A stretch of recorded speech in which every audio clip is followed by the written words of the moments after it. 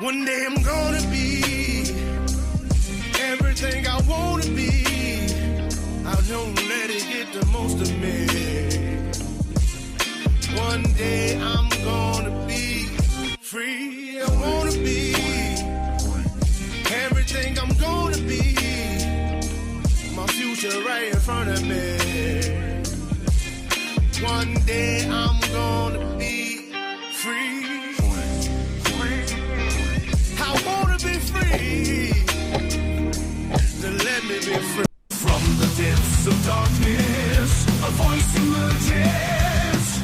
A host with a fire burning in his soul. With a heart, steel, and a spirit unbroken. He rides on two wheels, ready to claim his throne. Amidst the chaos and the thunderous roar, insane wheels rise as a force to be reckoned with. Fueled by the power that only metal can bestow, he takes his stand, refusing to submit. Insane wheels hear his battle cry. Metal and mayhem will never die. Rituals report he pays his way. More legend in the making, day by day.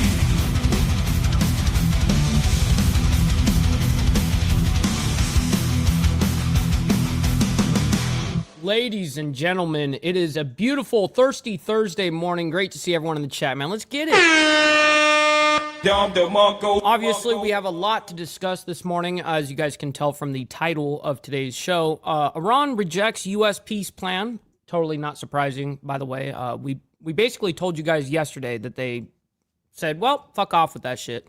And then Israel got struck last night, and then we have Maduro in court as well over there in New York, and top stories. Now, of course, I don't think I'm going to be able to cover Maduro being in court today because obviously I'm only live for an hour at a time per day, and so most likely we're going to end up covering that part tomorrow.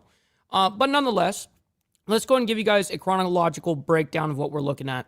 So yesterday, U.S. offers Iran peace plan amid possible Middle East troop deployment. Now, we obviously discussed that a little bit, especially on the Diamond Effect, and Iran's, and it wasn't a peace plan, by the way. People, I don't know why the media keeps saying it's a plan.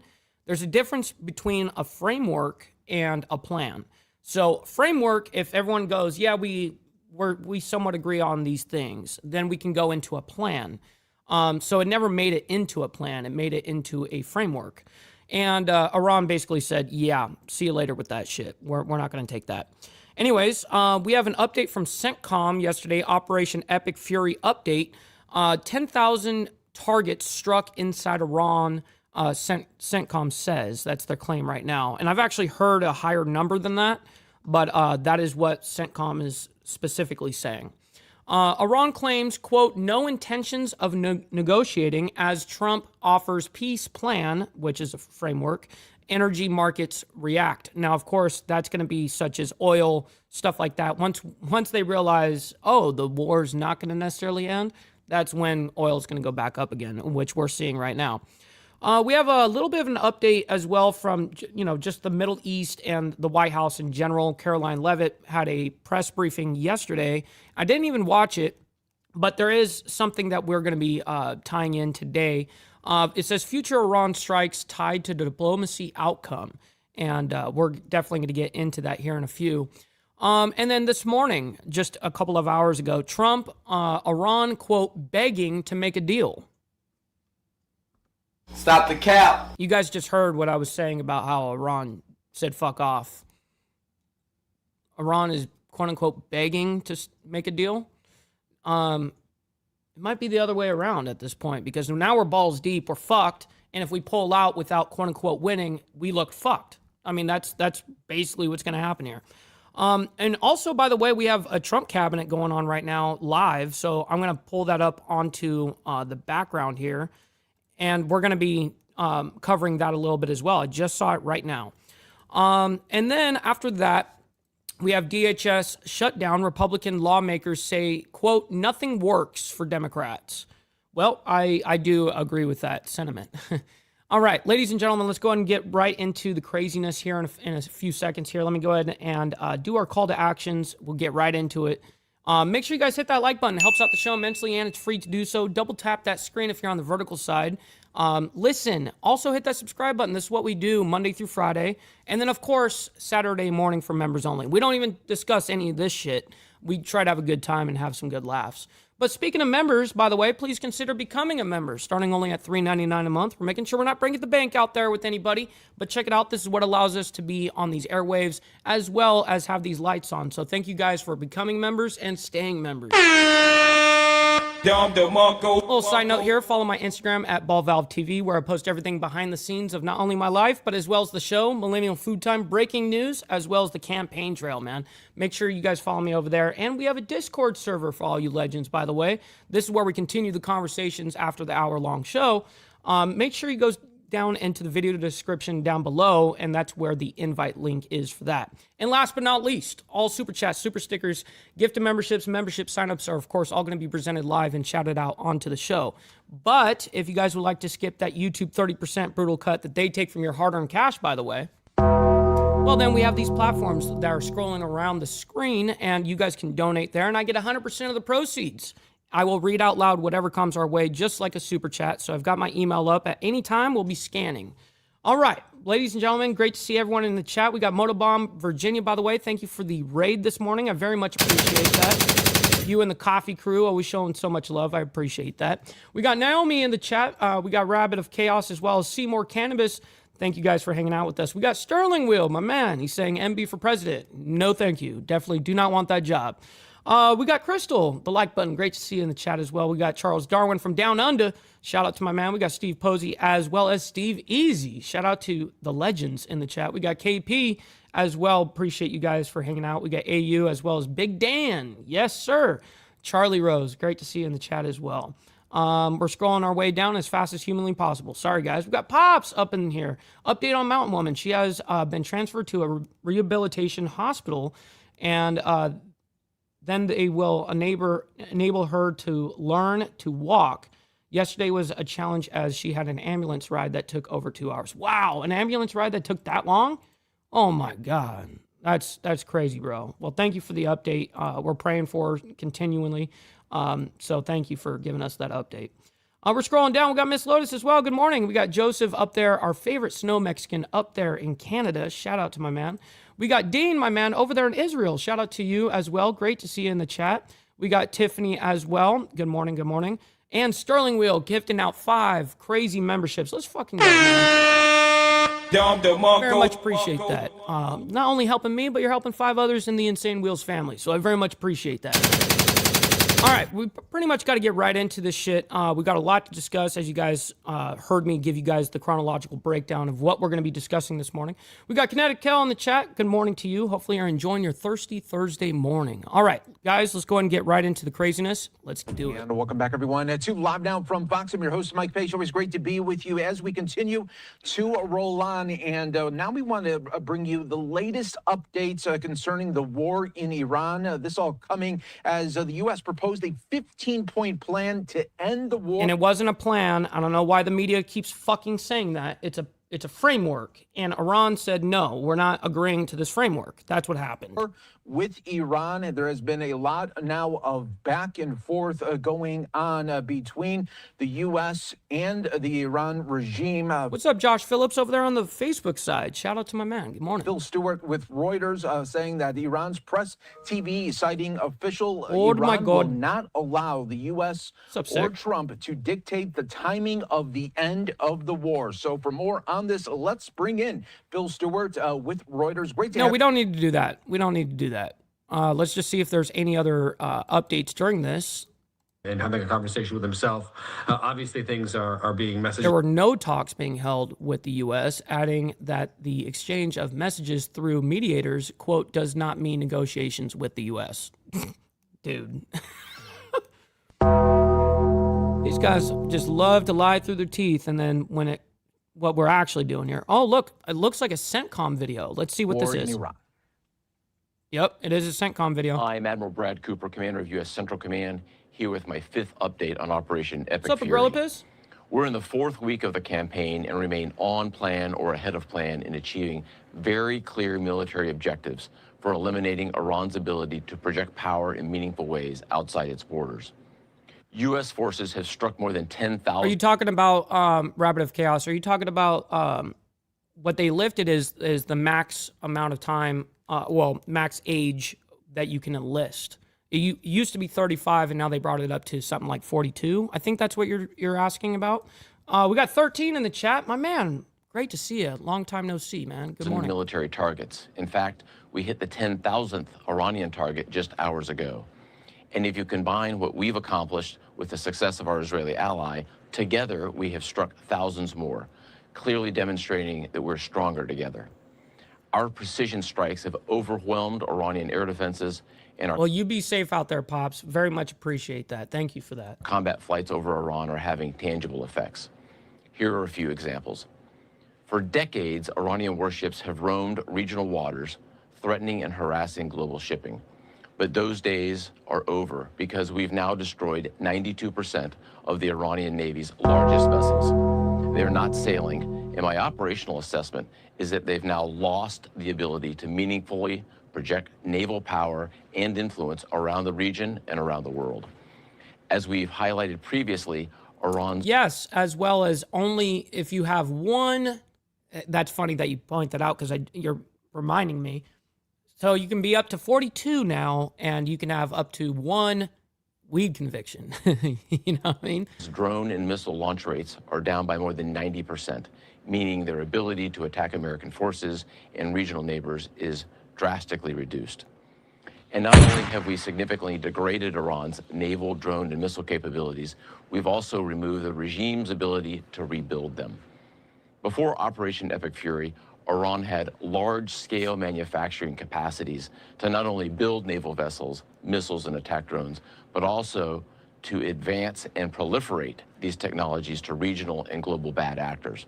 Today, we've damaged or destroyed over 2/3 of Iran's missile, drone, and naval production facilities and shipyards, and we're not done yet.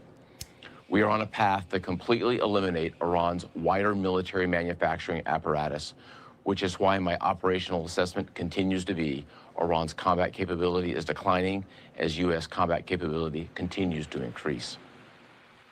U.S. forces maintain air superiority over Iran's skies, having now flown over 10,000 combat flights.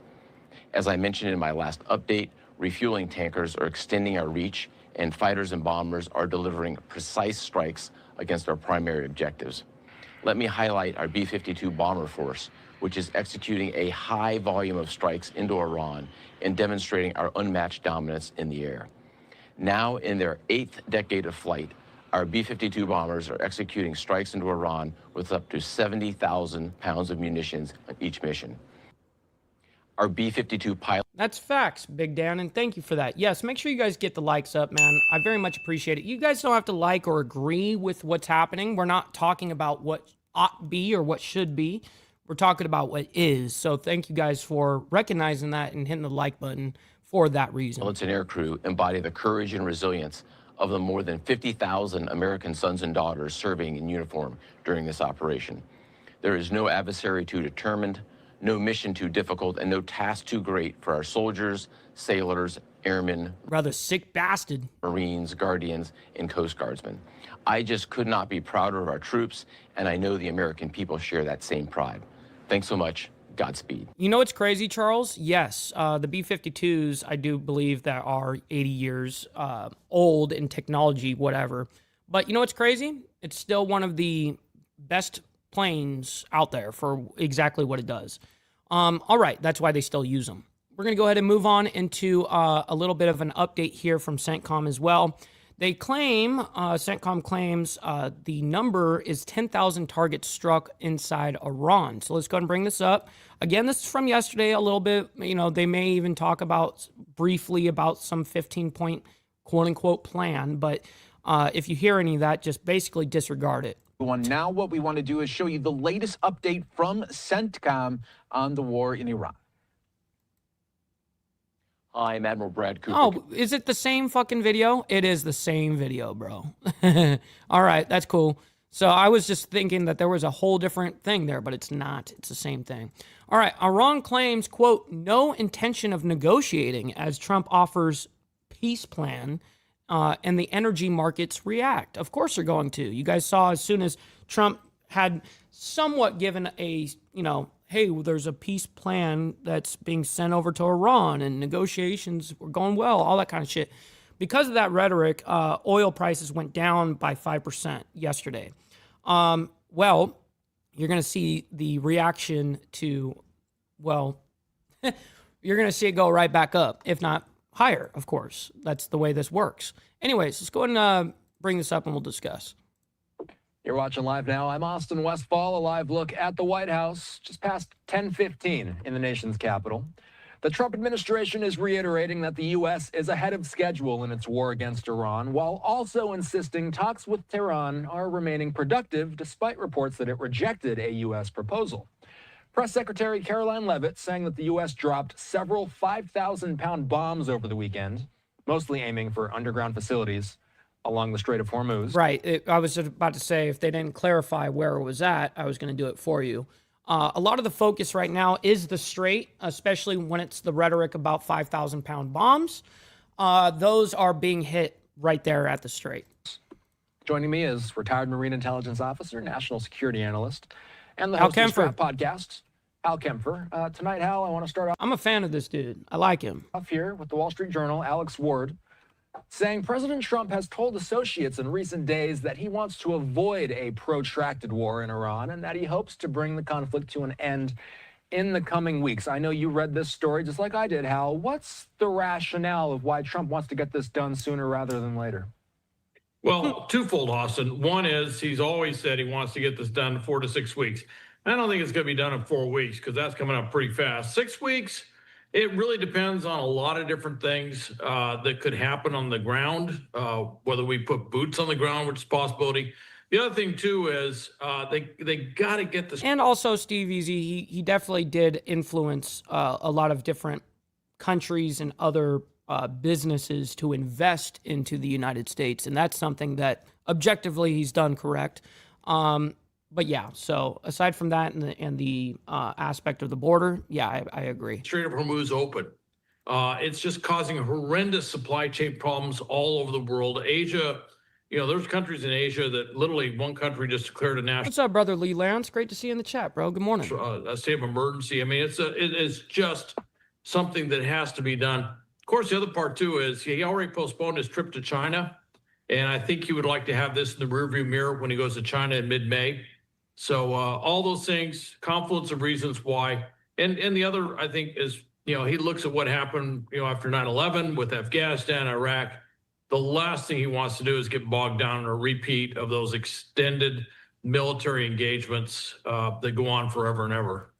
Hal, I've been reading a lot of reports basically talking about this back and forth that U.S. officials and Iranian officials have been having. There's been reports of Yo, Dirty, shout out to my man. Good morning. Peace plans and proposals coming from both sides.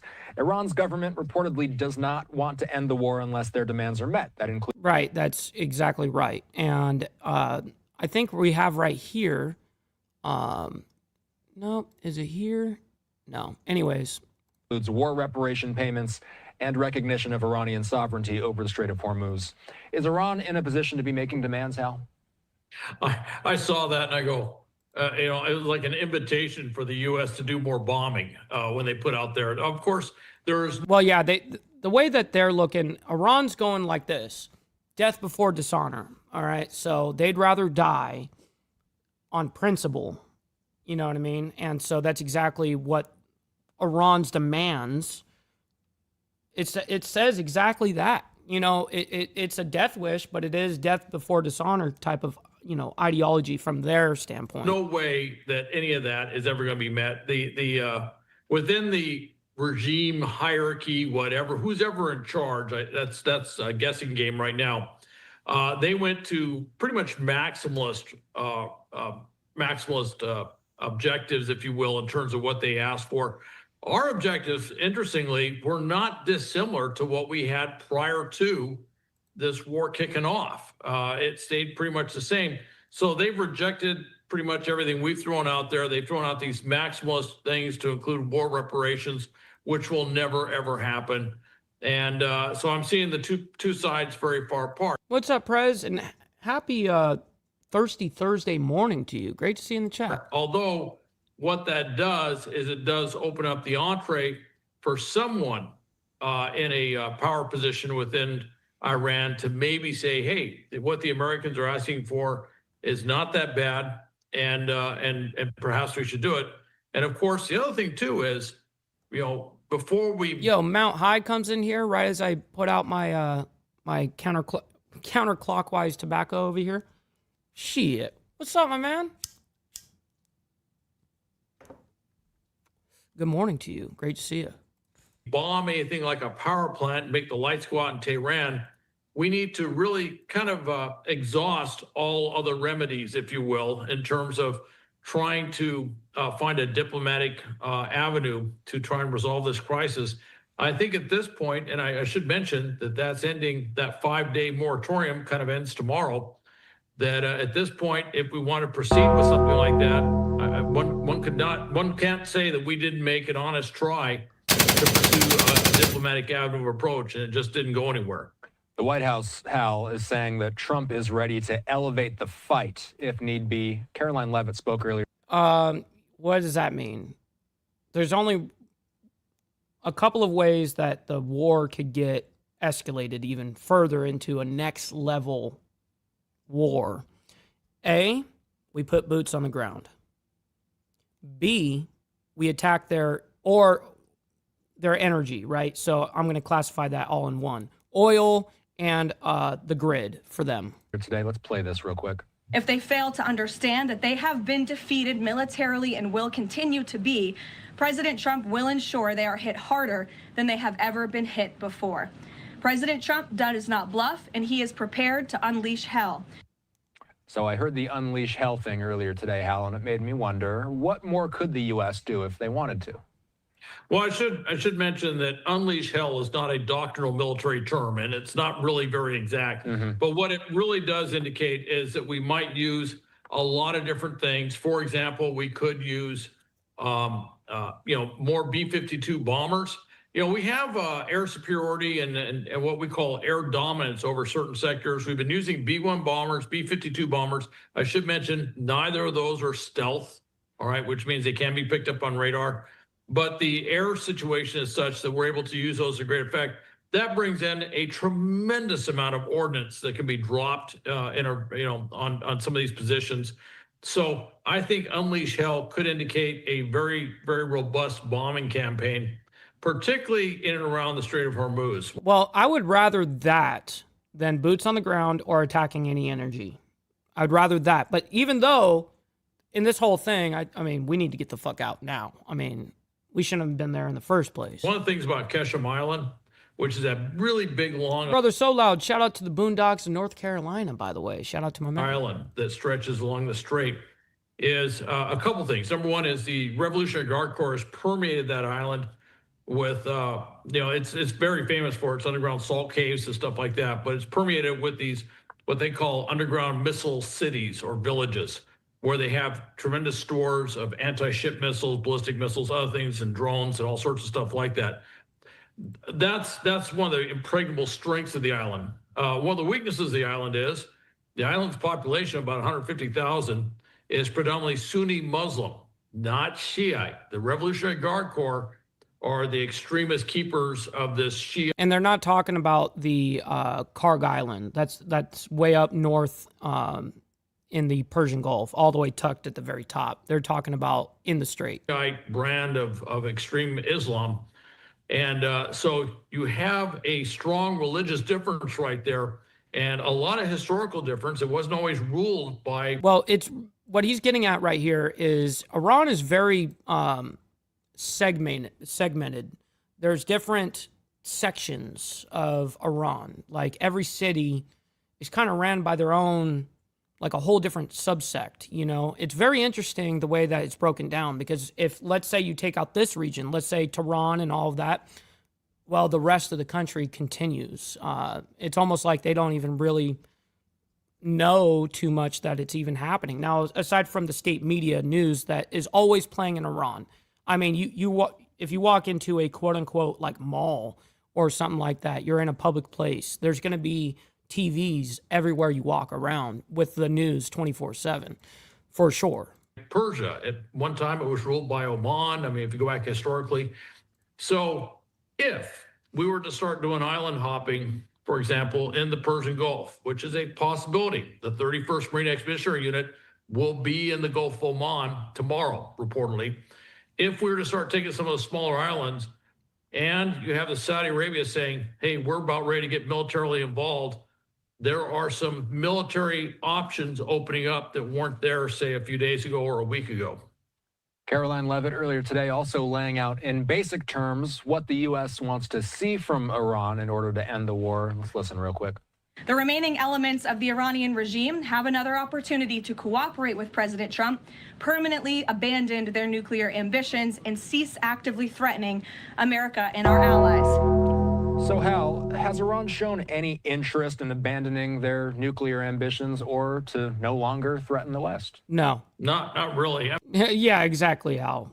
W answer, because that's the truth. I mean, I will say this. In past discussions going back over many years, they've said, oh, we don't want to build a nuclear bomb. That's never our goal is to build a nuclear bomb. And then they go ahead and quietly have some sort of surreptitious program to enrich uranium to get it up to a level where they could quickly move it into being weapons grade uranium so they could build a nuclear bomb. So you really can't take whatever Iran says in that regard at its word, because they've just tried to circumvent that so many times, particularly with the IAEA inspection program. So that right there is an issue. It can't be trust. It has to be very much on verify. So it'd have to be something very substantive that would be done to stop them on that. And then a lot of the problems that really this stems to is that their position is that they want to control the Strait of Hormuz. They've actually said that. That's one of the things they said, we want to be able to control the Strait of Hormuz. That is simply not acceptable to the United States. It's not acceptable to any of the Gulf Coalition partners. It's not acceptable to the international community. So Iran is asking for a couple of things which are non-starters. One, the ability to have enriched or enriching uranium, and number two, the ability to basically control global oil and natural gas trade. And not just that, and sanctions being lifted off of them. That's just not going to happen. Right. Getting news out of the Philippines. The only way that the sanctions come all the way off of Iran is if they would have accepted that quote-unquote 15-point plan. Again, it's not a plan. It was a framework. And they said, fuck no, we're not taking that. We're not doing this framework. President Ferdinand Marcos Jr. declared a state of national energy emergency, saying that the war is posing, quote, an imminent danger of a critically low energy supply. Hal, the Philippines is a real-world example of a country that's getting hit hard by the issues in the Strait, correct? Oh, tremendously hard. And, I was just in the Philippines for a couple weeks last June. I've been going to the Philippines on various, consulting engagements over the many years, and I was there in uniform way back when. The problem is they are not it's a very vibrant economy, but they're not a wealthy country on the same level of, say, Japan or South Korea or Singapore for that matter. They just don't, but they import their oil and their energy essentially, and they don't have these deep reserves that Japan has. Japan, a lot of these more I would say more industrialized, wealthier countries have developed this kind of reserve capacity to be more resilient if there's a blockage in. Well, yeah, I mean, Iran's energy grid, their electrical grid. I mean, shit, I don't know when it was made, but I can guarantee you it's older than our shit. And our shit is ancient. Our shit is in the 60s. You know what I mean? Same thing in like Cuba, what's going on down there with 10 to 11 million people that went out in a blackout amid this whole ordeal. They're operating on technology that, like, when technology first came around, you know what I mean? Like, Jesus Christ, you guys are working on some ancient shit and it's not efficient. And when shit breaks or goes down, the rest of them go down. It's just a nightmare. Global oil flows or natural gas flows. Natural gas, a little bit different issue. But with oil, Philippines is a country that doesn't have that capability. So when there's a significant interruption in the global supply chain, it's a hiccup for the rest of the world. It is, influenza for the Philippines. So they have got a huge problem. Reports are coming out that people can't get to work because the drivers of various public transportation can't afford to buy gasoline. It is Liquored up with Poncho, my man. Good morning to you. It's a huge problem. The other thing too, and I should mention this, the Philippines and then other countries such as India, Pakistan, there's a lot of their nationals that work in the Persian Gulf. If you've spent time in Dubai or Kuwait or Qatar or whatever, you see what we call a lot of often. I have a bone to pick with Hal. I know that people say that Qatar, saying it in, Qatar is also proper. Listen, man, we all always said Qatar. Come on, man. Called third country nationals or something like that. If we're there, we're the other country. But anyway, you see a lot of these foreign workers in those countries, and they send remittances back home, huge amounts of money, which actually are a large chunk of the economies of various different countries. That is slowing down measurably because the work simply isn't there. They're not getting paid. Yeah, I like this guy, by the way. It's somebody that I talk to offline, so I consider him an acquaintance at this point, maybe a friendship down the line. They can't get the money back. That's another reason that the Philippines is looking at this as a national emergency. As we sit here tonight, and for those watching this on YouTube later, we're doing this on Wednesday night. Does it feel like Pakistan is positioned to be the most credible third-party mediator in this war? The more I read about the conflict, the more I'm seeing Pakistan come up. Probably the best choice. Turkey tried to weigh in early, as you may. Yes, but Turkey is phenomenal at playing both sides of the fence. They've always done that shit in the regards of NATO, especially. We're going to move on. We have Middle East update. It looks like a little bit of Caroline Leavitt from her press briefing yesterday. It says, future Iran strikes tied to diplomacy outcome. Let's go ahead and bring that up. First, we have to do the money part. We haven't done the money part yet. We got to at least just get that over. All right, just get the money part done. Give me money. Money me. Money now. Me a money needing a lot now. Very true and factual. Denied. But I love you guys still. All right, let's go ahead and bring this up and talk about it here. Here we go. If Iran fails to accept the reality of the current moment, President Trump will ensure they are hit harder than they have ever been hit before. President Trump does not bluff, and he is prepared to unleash hell. That is, if ceasefire negotiations with Iran prove unsuccessful. White House Press Secretary Caroline Leavitt did not elaborate on a possible 15-point peace plan drawn by the U.S. and cautioned that early reports of the plan weren't entirely factual.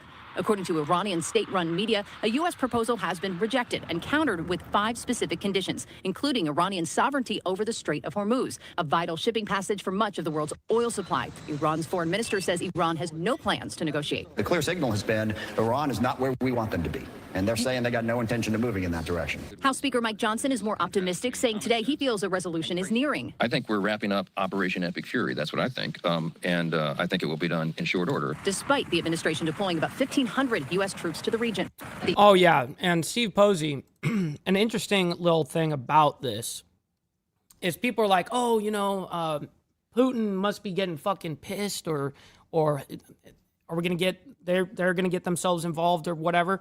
Hell no. They are fucking loving what's happening right now. That's one of the biggest reasons right here, what you just said, Steve Posey, why Putin is stoked on it, because it takes away the global pressure and of his own war. And then on top of that, with oil prices going up, this is how they fund their war. This is Daddy Putin. This is what Putin does. His whole operation is funded off of oil. So when oil prices go up, he's stoked. You know what I mean? But yeah, what's crazy about it is I actually don't see a lot of information in Ukraine coming out of Ukraine either. Maybe it's because I'm not necessarily looking for it either. It's not being thrown in our faces right now. So I'll do some research and get back to you on that and give you some numbers and stuff like that, because it's still a very, very active war. I mean, it's every fucking day. Thousands of people. I don't know how many fucking people are dying per day, but it's a lot of people per day. The 82nd Airborne Division, they're typically deployed at the beginning of conflicts. So does the White House consider this conflict as wrapping up, or is it changing shape? As I said at the beginning of my remarks, we are meeting our goals of Operation Epic Fury expeditiously. The president likes to maintain options at What's up, wild card? Shout out to my man. Good morning. his disposal. According to brand new Fox News polling, 58% of registered voters oppose current U.S. military action in Iran, with 44% feeling that the action will make the U.S. less safe in the long run. On affordability, the administration says it's coming up with creative solutions to try and keep the price of oil stable. Some industries, though, they're already predicting effects. The U.S. Postal Service, for example, it is seeking approval for an 8% fuel surcharge on deliveries that would be effective April 26. At the White House, Alexandria Hoff, Fox News. And for more on this, we want to bring in UCLA political scientist Dr. Benjamin Rod. Thank you so much for joining us again.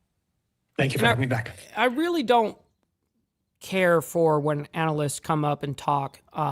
If there's any speculation off the rip, we're out of there. We're going to go on into the next story here. But I am willing to hear the very front monologue of what he's going to say. So the biggest news of the day is this ceasefire proposal that was reportedly rejected. Yeah, exactly. Rejected. By Iran, sent from the U.S., describing this 15-point peace plan that was reportedly proposed by the Trump administration. What was the main demands included in that? I mean, it's not even a peace plan as much as it's a wish list. And I think. Right. It's a framework. Thank you for correcting that, by the way, because it's not a plan. There's nomenclature is important. Okay, guys? The words that we use are very important.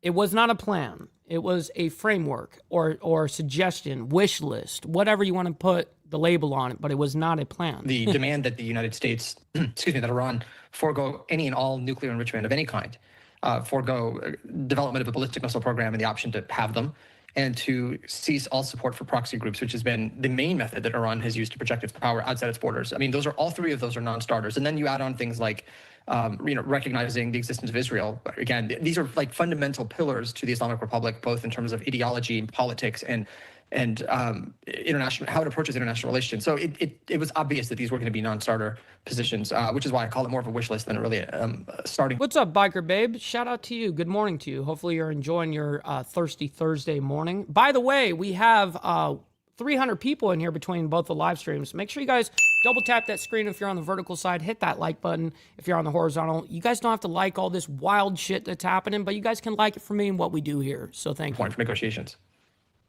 And today, Iran reportedly rejected that proposal for a ceasefire. It issued its own counter-proposal on state TV that included a halt to the killings of Iranian officials, means to make sure that no other war will be waged against Iran, also reparations for this war, and also Iran's exercise of sovereignty over the Strait of Hormuz. So a list of demands there. How likely is the U.S. to agree to any or all of these terms?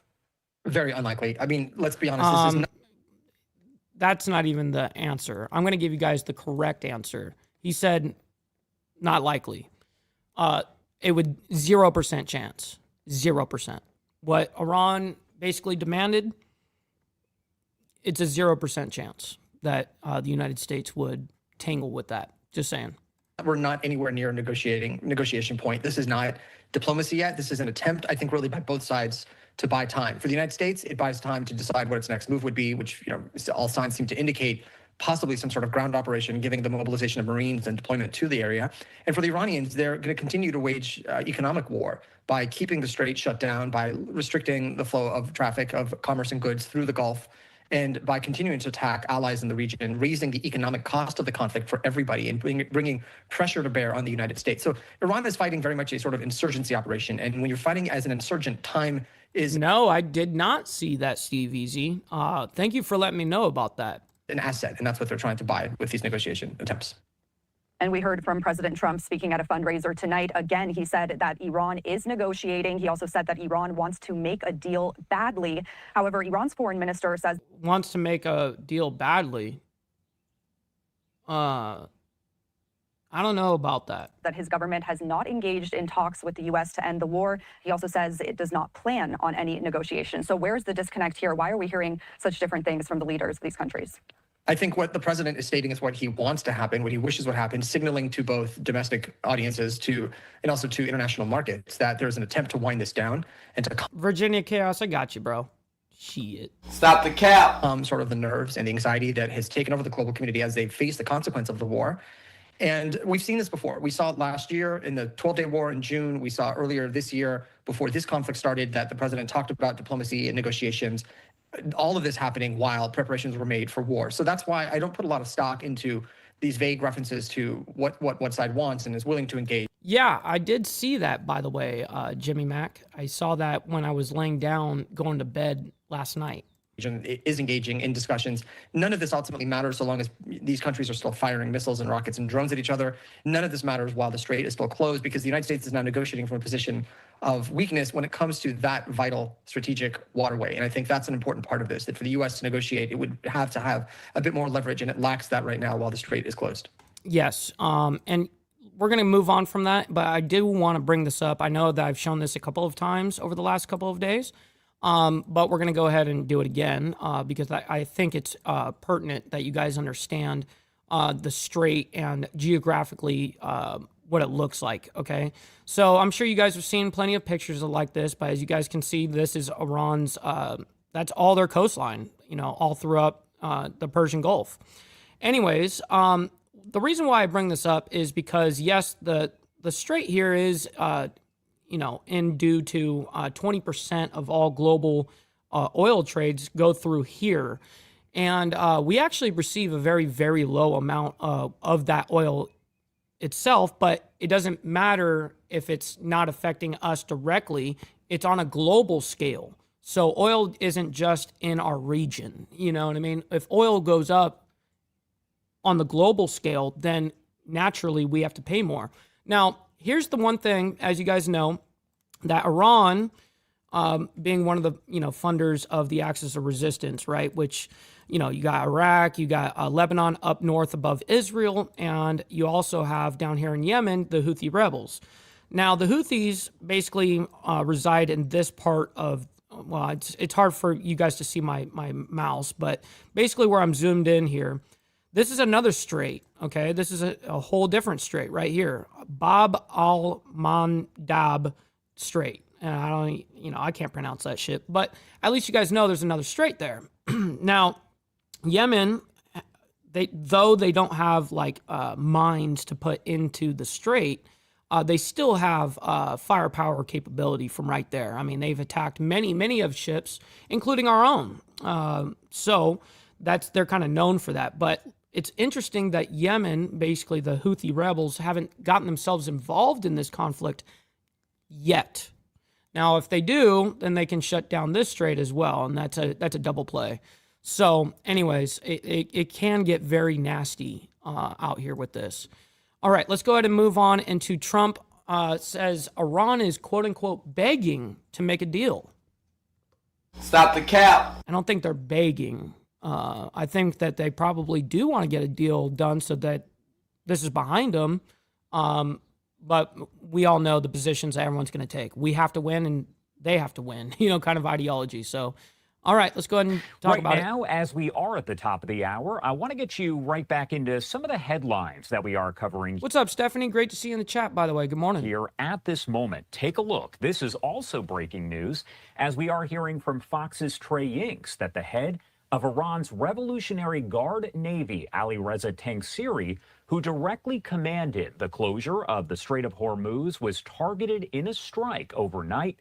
That is according to a senior Israeli official. Now, we are also learning here that Israel is claiming it killed Tangsiri, again, the head of the Revolutionary Guard's Navy. Israel's defense minister, Israel Katz, saying that Tangsiri had been killed along with other senior naval commanders in an overnight strike. He said Tangsiri was responsible for Yes, that's very, very true. And when they say it's temporarily shut down wildcard, or I forget what the nomenclature that they use, like it's semi-shut down or whatever the case. No. In Iran's direct answer to this is no, the motherfuckers closed down. It's F you, F you, F you, F you, you're cool, F you, kind of thing, right? And I've used that analogy the last couple of days because it's very true. They're like, oh, it's somewhat open. No, they're handpicking, hey, you guys can go through. You can go through. And usually has to do with Iranian Navy, of course, and any trade that is within their partnership.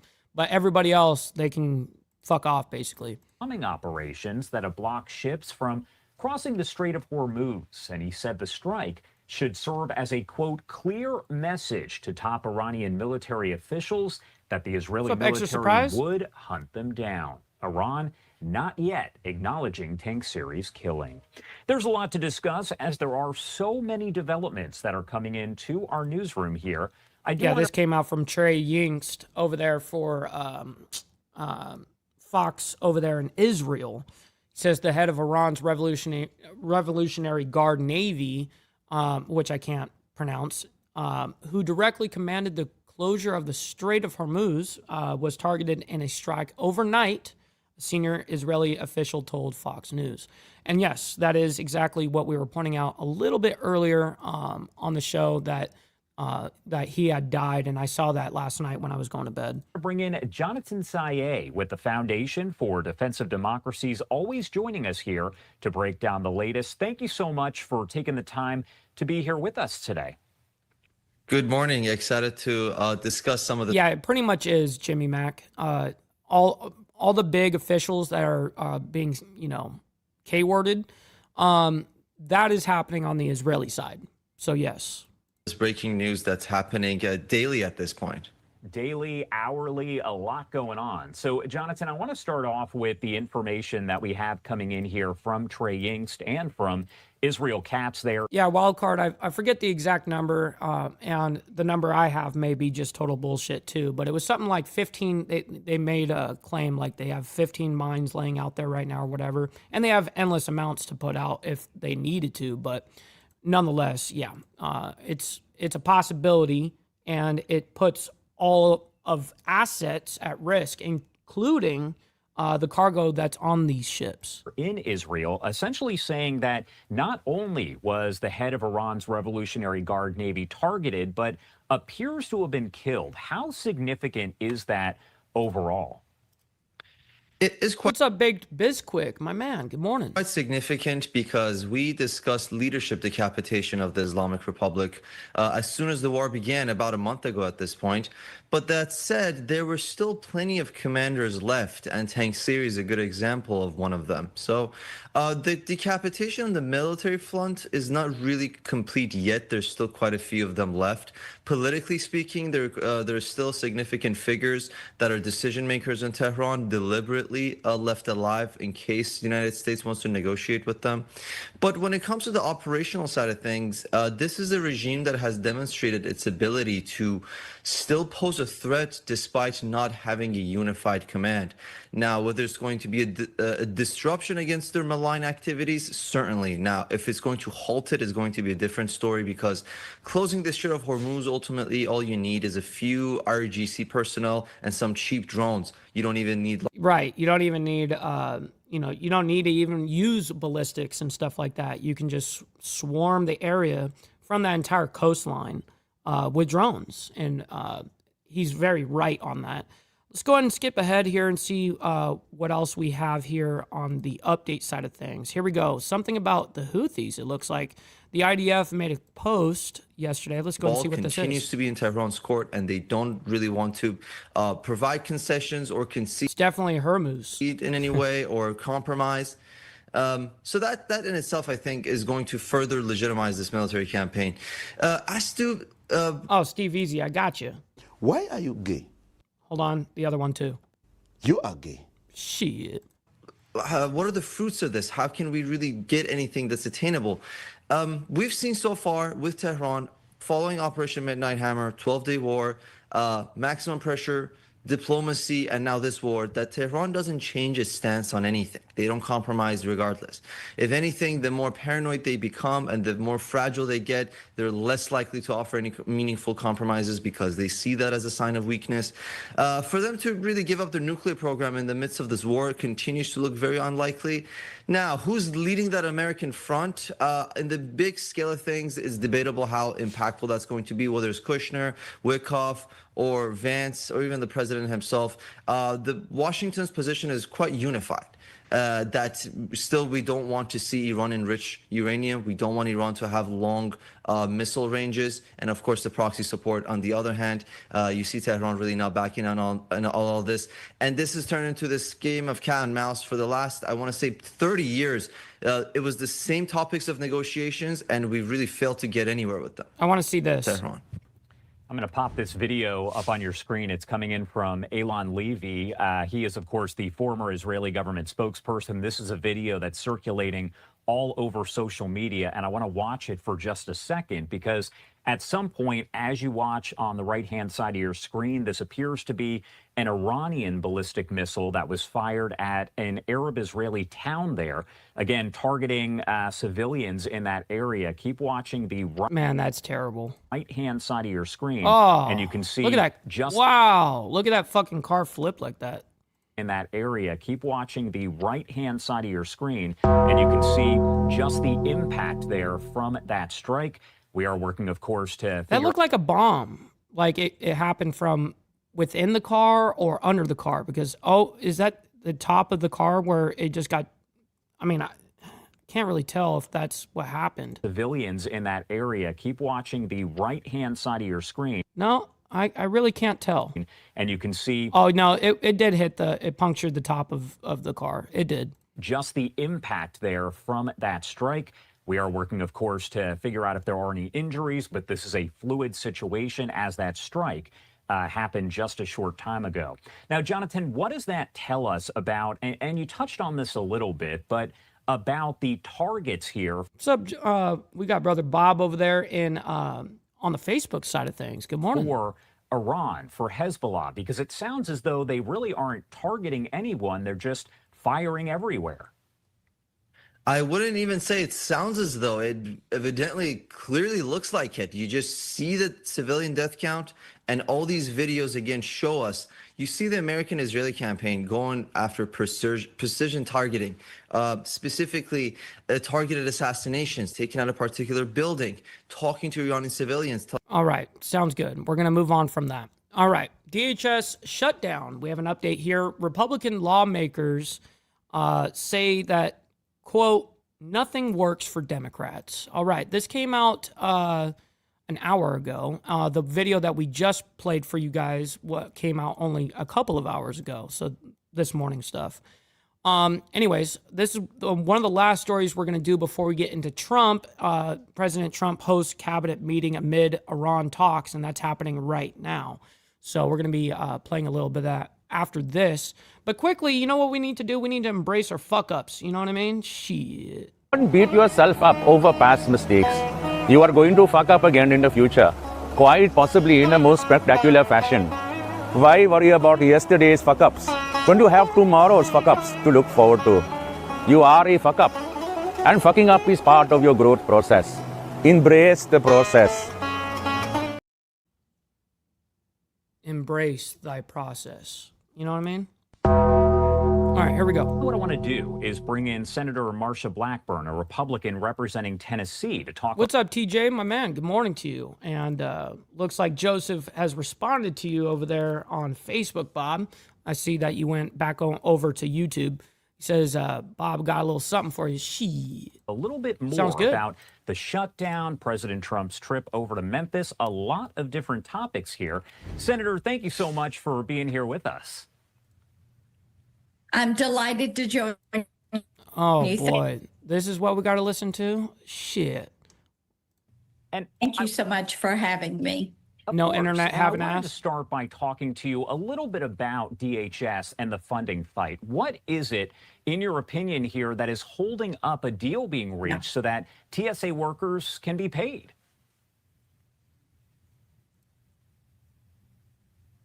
Well, it is all of DHS, whether it is TSA, FEMA, the Coast Guard, Secret Service, Homeland Security investigations. What we have to realize is that nothing works. Why are people, listen, I'm sorry. How long have you been in politics? How old are you? I don't care what side of the equation you're on. We need to have like age limits for how long you can, not even term limits. I mean, yes, of course, I agree with term limits. But what I'm getting at is I'm reducing it down to like, hey, once you hit 70, bro, you can't be in Congress anymore. You know, I mean, you're just not going to relate to anybody that's of any normal age. Sorry. I don't think that you're going to be able to, like Trump being 80 some odd years old or whatever. He's 81 now or something like whatever. He can't relate to none of these motherfuckers. You know, he does better than most in that regard. But listen, man, what is up with all these, not only boomers, but like silent generation motherfuckers still involved? For the Democrats, they had made a deal, a bipartisan deal, and then they withdrew from that deal, and thereby DHS funding was the only of our appropriations bills that did not get passed. I appreciate that, Jimmy Mack, and that will happen on the next election. I will be running for the House for my district. And of course, they had already negotiated a bipartisan bill. We also have to realize that the Democrats have said their goal is to abolish ICE and to defund law enforcement.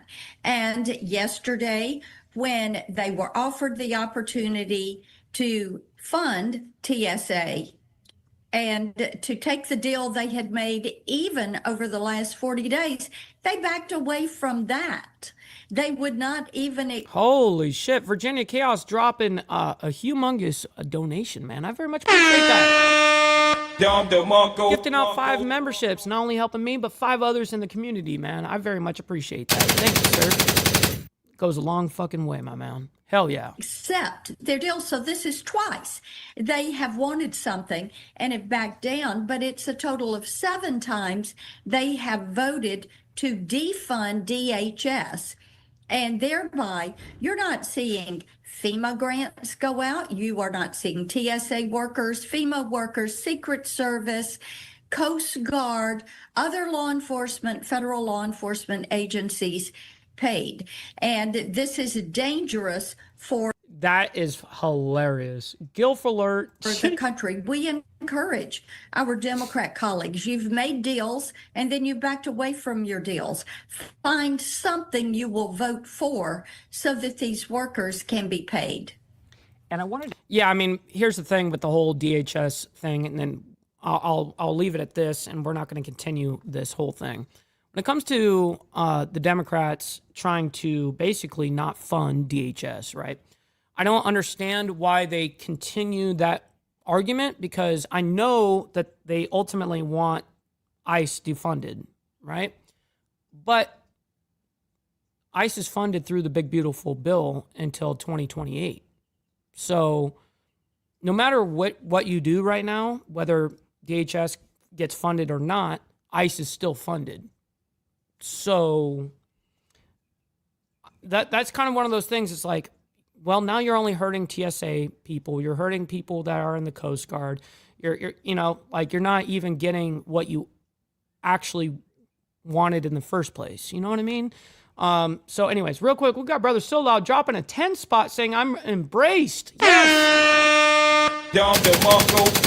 My man was embraced, my man. Thank you very much for the 10 spot, Brother So Loud, from the boondocks of North Carolina. Shit. All right, so we're going to go ahead and get into our last thing here. Trump hosts a cabinet meeting amid the Iran talks. So let's go ahead and back this up. I'm going to get this prepared for you guys because, of course, these things go on forever. So let's go ahead and bring this up, and we're going to skip pretty much right ahead into where the discussions happen. We can't hear anything yet. They want to protect criminals. And they were interviewing people at the airport, and they're all angry at the Democrats. They're saying, they're actually angry at Schumer. I didn't think anyone knew his name.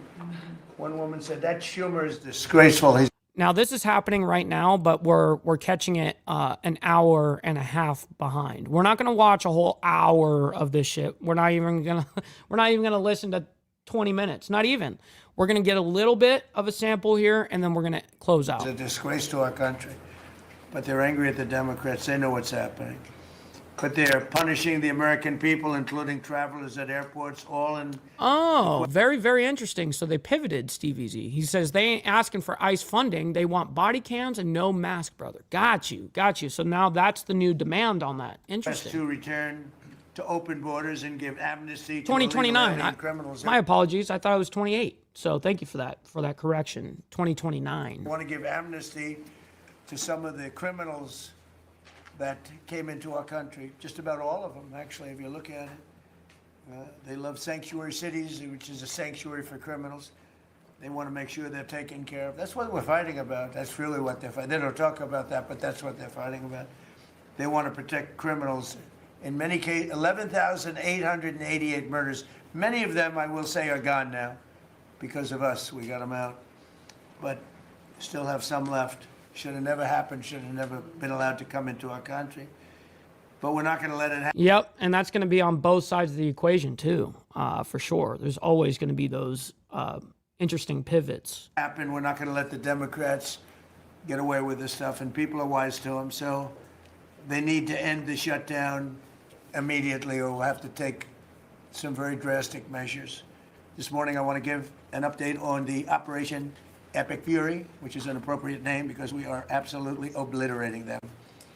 Over the past 3 weeks, we've been hitting Iran's military capabilities at a level that few people have ever seen before. People never knew there was such a capability. We're the strongest military anywhere in the world by far. I built it during my first administration, and I used it during my second administration. Unfortunately, because I'd rather not have to use it. But it's a display of force and precision and skill like nothing the world has really witnessed, although you got a pretty good witnessing of it in Venezuela also. And that was a smaller version of what we're doing now. We're crushing their missiles and drone stockpiles, destroying the defense industrial base. We've wiped out their Navy completely, their Air Force completely. We've wiped out a large percentage of their missiles. And the missile launchers, without the launchers, the missiles don't do any good. Yeah, but they still launch from underground, actually. They have... Not everything is on wheels. A lot of it is, but they also can launch shit from the ground. And we've like underground and launch them. Got probably close to 90% of the launchers, probably more than 90% of the missiles themselves. Between some they fired and more than they fired we knocked out. We've also destroyed a lot of the factories. We're continuing to do that, but a lot of the factories where they manufacture the drones and the missiles. The drones too are way down, but the reason they're down is they go one way and they don't come back, because for the most part we're shooting them down. But we also are able to, we've really done tremendous damage to the places where they make them. And just so we set the record straight, because I've been watching the Wall Street Journal's fake news and all these stories that get printed like, oh, I want to make a deal. They are begging to make a deal, not me. They're begging to make it. Stop the cap. I don't think either side is begging for anything. And anybody that saw what was happening over there would understand why they want to make a deal. But they say, oh, we're not talking to them. Anybody would know that. And only a total fool. And they're not fools. They're very smart, actually, in a certain way. And they're great negotiators. I say they're lousy fighters, but they're great negotiators. They are begging to work out a deal. I don't know if we'll be able to do that. I don't know if we're willing to do that. They should have done that 4 weeks ago. They should have done it 2 years ago. Or they should have done it when we first came into office, because 2 years ago they had free reign under Biden. Sleepy Joe. Worst president in the history of our country. What he allowed to happen to our country at the borders, and even with a thing like this. But not just him. Every president for 47 years, every president should have done this. They should have done it a long time ago, because you cannot give lunatics a nuclear weapon. And by the way, you guys, we got 482 people in here between both the live streams. Make sure you guys double tap that screen if you're on the vertical side. Hit that like button. Let's get the likes up, everybody. I very much appreciate it. They would have had a big one. It stopped, really, when we did the B-2, but even before that, the Barack Hussein Obama, what he did where he gave them the Iran nuclear deal, gave them free will toward a nuclear weapon. Basically, he chose Iran over Israel and others that didn't want him to do it. But I terminated that deal. Had I not terminated that deal, you would have had a nuclear weapon years ago, and it would have been used, guaranteed. And one of the reasons you know about the guarantee is because their neighbors were sort of like bystanders. They weren't involved very much. They didn't choose heavy sides. They didn't want to because people were concerned with Iran. There was a big black cloud over the Middle East. They were concerned, but all of a sudden the war starts and they start shooting at these five, in particular, 5 countries. They start shooting at Qatar, Saudi Arabia, UAE, Kuwait. Yeah, and I mean they're showing that they're willing to do that shit, but I promise you, their Gulf neighbors over there hate that shit. They're like, don't be sending no rockets into our shit. Come on, they start shooting at them, and everybody was shocked, including us. You know why? Because they're sick, and they had a plan to take over the Middle East. And some of those missiles that were shot at them were locked long before we even started. I said rocket. I meant to say missile. That's hilarious. This process, they were locked and loaded and aimed at those countries. They wanted to take over the Middle East, but we happened to come along, so it wasn't so easy. So right now, their navy is sunk in the largest elimination of a foreign navy that has taken place, maybe ever, but certainly since World War II. Their air force is gone. Their anti-aircraft and communications capabilities are totally dismantled. And one of the problems they do have when they deal with us is we deal with people and the people aren't able to communicate with anybody else. So, you know, because all of their leadership has been gone. The first level is gone, and they meant to pick a new level, and they're gone. They're all gone because they didn't make a deal. What's up, Fidel? Hopefully you're enjoying the morning. Great to they're see you in sick the chat. people. They're really sick. They're really sinister, sick people. And if anybody thinks it was okay to have a group of people like this to have nuclear capability, nuclear weapons, and if we didn't attack with the B-2 bombers, they would have had a nuclear weapon within 2 weeks of that, maybe 4 weeks. But between 2 and 4 weeks, they were planning to have a nuclear weapon. If we didn't hit them at that time with the B-2 bombers, and one of the great air raids in history, maybe the greatest. Dark at night, no moon, no light. Every single bomb hit its mark and just obliterated that place. I So appreciate it's now that, buried Fidel. deep under earth. And it was an amazing thing. But they would have a nuclear, and they would have used it without question. And you know that because why did they shoot all these countries that weren't even really involved with them? They weren't involved. They had no big problems because they're sick, because they want to take over the Middle East, not just Israel.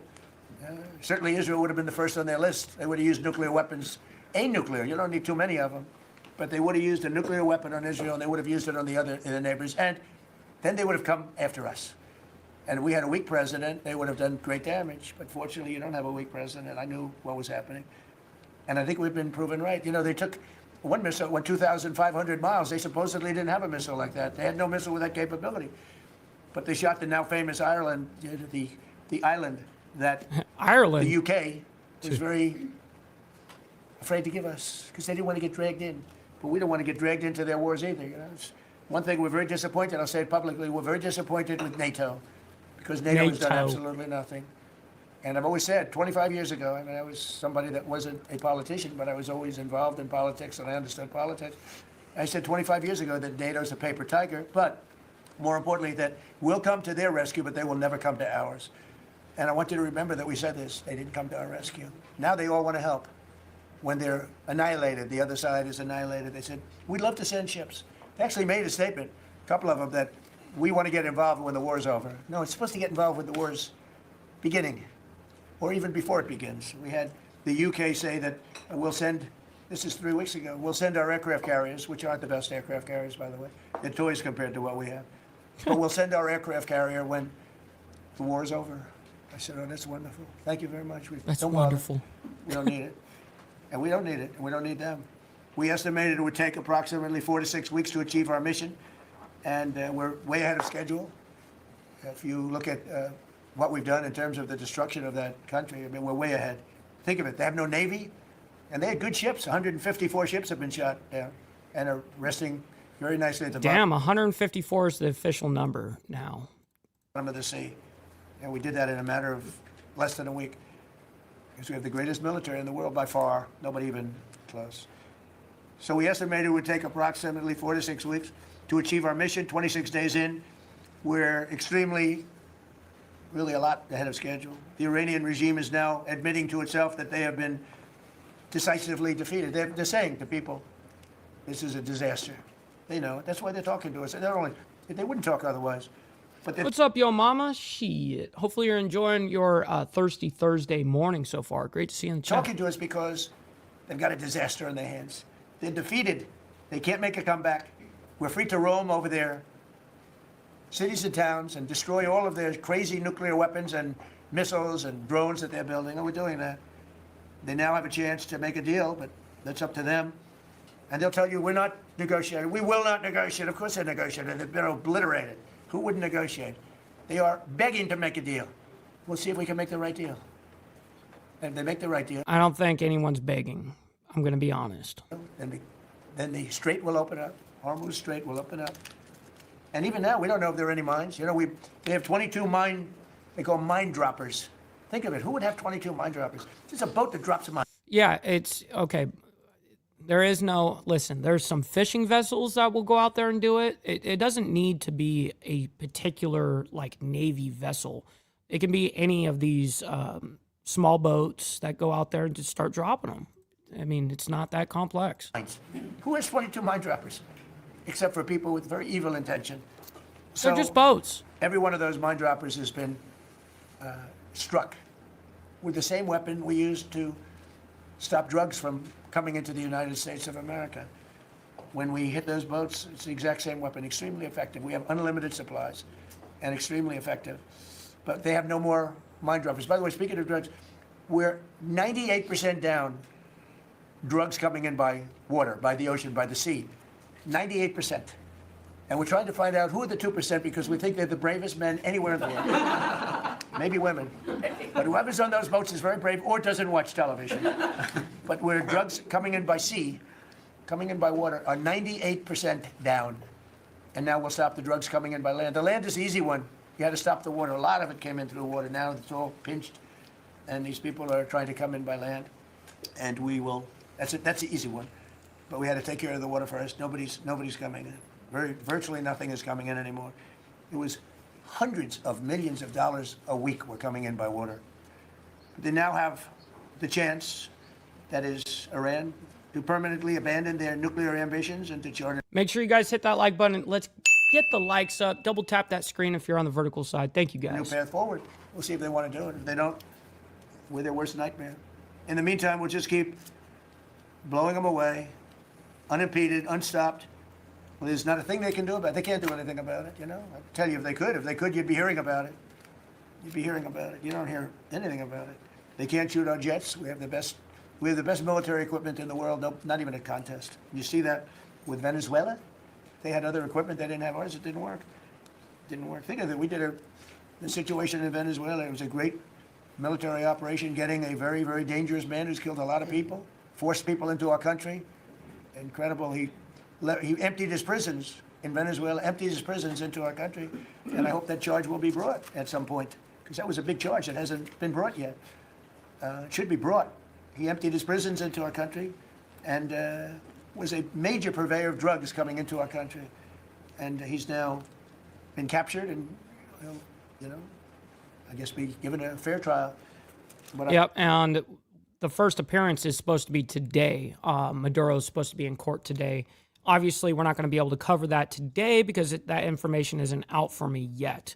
But nonetheless, we're going to go ahead and finish what Trump is wrapping up here. And then we're going to be rating somebody today. We're going to be rating Powder Dusty.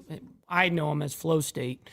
Make sure you guys go over there and let them know that we're coming through with the Mike Ball raid, by the way. So I would imagine there are other trials coming because they've really sued him just in a fraction of the kind of things that he's done. Other cases are going to be brought, as you probably know. In the meantime, with Iran, we're going to keep doing what we've been doing, and nobody's a match for the United States, but they're not a match for the United States. It's small potatoes. That's why I'm so disappointed in NATO, because this was a test for NATO.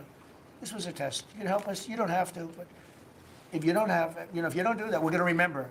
Just remember this in a number of months from now. Remember my statements.